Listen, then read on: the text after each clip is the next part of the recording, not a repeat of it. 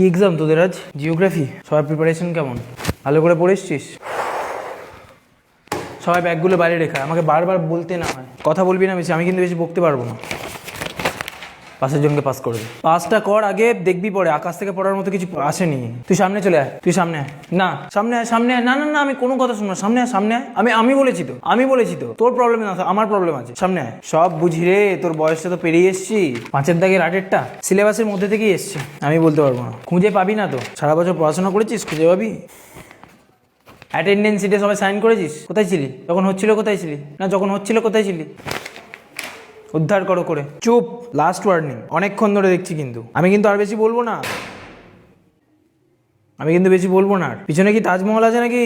না না, এত বারবার ঘুরে ঘুরে দেখছিস তো, তাই বলছি। বেস্ট ফ্রেন্ড নাকি ওটা তোর? বাড়িতে গিয়ে বেস্ট ফ্রেন্ড গিয়ে দেখাস কেমন? এক্সাম হলে না। কে কার দেখে লিখছে আমি তো শুনতে যাবো না। তুই সরে আয়। সুভাষ দা, লুচিটা চাটা পাঠিয়ে দাও না একটু।